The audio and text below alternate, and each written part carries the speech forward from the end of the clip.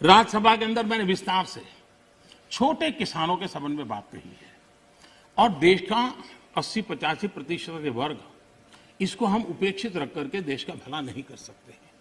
हमने उसके लिए कुछ सोचना ही होगा और बड़ी नक्करता के साथ हमने सोचना होगा। और मैंने गिन करके बताया है कि छोटे किसानों की कैसी उपेक्षा हुई है, किसानों के नाम पे हुई है। उसमें एक बदलाव बहुत जरूरी है और आपको भी ये छोटा किसान जाग जाएगा तो जवाब आपको भी देना पड़ेगा, ये मैं पूरी तरह समझता हूं। हमारे यहां जैसे जैसे आबादी बढ़ रही है, जमीन का टुकड़ा छोटा होता जा रहा है, परिवार के अंदर जमीन जो है बढ़ जाती है।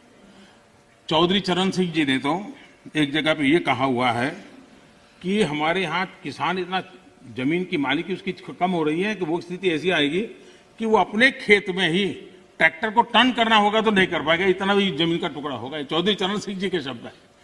तो ऐसी जब चिंता हमारे इन महापुरुषों ने हमारे सामने की है तो हमें भी तो कुछ न कुछ व्यवस्थाएं करनी होगी। हमें ये आजादी के बाद हमारे देश में 28% खेतहर मजदूर थे, 28% लैंडलेस लेबरर थे। 10 साल पहले जो सेंसस हुआ उसमें ये जनसंख्या, खेतीहर संख्या 28 से 55% हो गई। अब ये किसी भी देश के लिए चिंता का विषय होना चाहिए कि 28 से हमारा खेतहर मजदूर 55% पर पहुंच गया है और जमीन कम होने के कारण, खेती से जो रिटर्न मिलना चाहिए वो नहीं मिलने के कारण उसके जीवन में ये मुसीबत आई है और वो मजदूरी करने पर किसी और के खेत में जाकर के मजदूरी होने कर मजबूर हो गया है। और दुर्भाग्य है कि हमारे देश में खेती में निवेश जो होना चाहिए वो नहीं हो रहा है। सरकार उतना कर नहीं पा रही है, राज्य सरकारें भी नहीं कर पा रही है और किसान खुद भी नहीं कर पा रहा है। जो कुछ भी उसको निकलता है बच्चों को पालने में और पेट भरने में उसका चला जाता है और इसलिए निवेश की बहुत बड़ी आवश्यकता है। जब तक हम निवेश नहीं लाएंगे, जब तक हम हमारी खेती को आधुनिक नहीं करेंगे, हम जब तक छोटे से छोटे किसान की भलाई के लिए व्यवस्थाएं विकसित नहीं करेंगे, हम देश के एग्रीकल्चर सेक्टर को ताकतवर नहीं बना सकते हैं। और इसलिए हमारा किसान आत्मनिर्भर बने, उसको अपनी उपज बेचने की आजादी मिले, उस दिशा में हमने काम करने की आवश्यकता है। और हमारा किसान सिर्फ गेहूं और चावल वहां सीमित रहे उससे भी बात बनने वाली नहीं है। दुनिया में मार्केट क्या है, आज उसके रिसर्च हो रहे हैं। उस प्रकार की चीजों का उत्पादन करें और वो चीजें दुनिया के बाजार में बेचें। भारत की आवश्यकता है हम बाहर से चीजें न लाए। मुझे याद है, मैं बहुत पहले जब यहाँ संगठन का काम करता था नॉर्थ पार्ट में, मुझे फारूक साहब के साथ काम करने का काफी मौका मिला है। तो मुझे हरियाणा का एक किसान अपने खेत में ले गया, उसने बड़ा आग्रह कहा तो मैं चला गया। छोटी सी जगह थी उसकी, 1-1.5-2 बीघा शायद जमीन होगी, लेकिन बड़ा प्रगति। तो उसने वो बड़े पीछे पड़ा, आइए आइए। मैंने कहा है क्या बात? वे बोले एक बार आइए तो देखिए। तो मैं गया उसके यहाँ, करीब 30-40 साल पहले की बात है, 30 साल हो गए। उन्होंने क्या किया, दिल्ली के 5 स्टार होटल्स में जो चीजें सब्जियां वगैरह विदेशों से लाते थे उसने उसका स्टडी किया। अगर उनको छोटे कॉर्न चाहिए, उनको छोटे टमाटर चाहिए, और उसने अपनी उस छोटी सी जगह में और रिस्ट्रिक्टेड वातावरण के अंदर लोगों की मदद लेके वो फसल पाया। और मजा है कि दिल्ली 5 स्टार के होटलों में उसका माल जाना शुरू हो गया। हमारे देश में थोड़ा सा बदलाव करें हम। अब हमने कभी सोचा है स्ट्रॉबेरी हम बाय एंड लार्ज मानते हैं कि वो ये ठंडे प्रदेशों का है।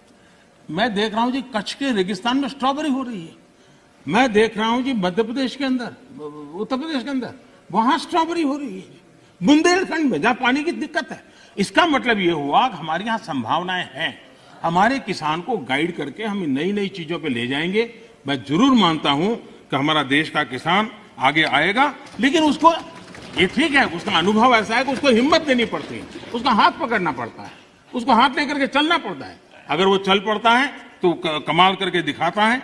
उसी प्रकार से कृषि के अंदर जितने नए रास्ते निवेश बढ़ेगा, मैं मानता हूं रोजगार के अवसर भी बढ़ने वाले हैं और दुनिया में एक हमें नया मार्केट मिल सकता है। हमारे यहाँ ग्रामीण अर्थव्यवस्था में सुधारने के लिए एग्रो बीज इंडस्ट्री की संभावनाएं भी बढ़ेगी और इसलिए हमें इस पूरे क्षेत्र को आत्मनिर्भर बनाने की दिशा में हमने जरूर काम करना चाहिए। कई विपरीत परिस्थितियों में भी हमारे किसान ने रिकॉर्ड उत्पादन किया है। कोरोना काल में भी रिकॉर्ड उत्पादन किया है। ये हम सब की जिम्मेदारी है कि हमारे किसान की जो परेशानियां हैं वो कम हो, उनके सामने जो चुनौतियां हैं वो चुनौतियां कम करने के लिए हम कुछ कदम उठाएं और इन कृषि सुधारों से हम उस दिशा में कुछ न कुछ करने का प्रयास कर रहे हैं। किसानों को एक बराबरी का प्लेटफॉर्म दे पाए, हम आधुनिक टेक्नोलॉजी दे पाए, उनके अंदर एक नया आत्मविश्वास भर पाए, उस दिशा में सकारात्मक सोच की बहुत आवश्यकता है। पुरानी सोच, पुराने मानदंड अब किसानी का भला कर पाते तो बहुत पहले कर पाते। सेकंड ग्रीन रिवॉल्यूशन की हम बातें कर ली, हम एक नए तौर तरीके लिए आगे बढ़ने की, और सबको चिंतन करिए, राजनीति का विषय नहीं होना चाहिए। ये देश की भलाई के लिए बहुत आवश्यक है। मिल बैठ करके उसको हमने सोचना चाहिए। सभी दल चाहे सत्ता में हो या विपक्ष में, ये हम सबका दायित्व है और हमें 21वीं सदी में 18वीं शताब्दी की सोच से हमारे एग्रीकल्चर सेक्टर को हम उसकी चुनौतियों को पूरा नहीं कर सकते हैं। उसी को हमने बदलना होगा। कोई नहीं चाहता है कि हमारा किसान गरीबी के चक्कर में फंसा रहे, उसको जिंदगी जीने का हक न मिले। मैं मानता हूं कि उसको आश्रित रहना न पड़े, उसको पराधीन न रहना पड़े, सरकारी टुकड़ों पर पलने के लिए मजबूर न होना पड़े। ये जिम्मेवारी भी हम सबकी है और उस जिम्मेवारी को निभाना, हमारे अन्नदाता समृद्ध हो, हमारा अन्नदाता कुछ न कुछ और ज्यादा देश के लिए कर सके, उसके लिए अगर हम अवसर देंगे तो बहुत सारी।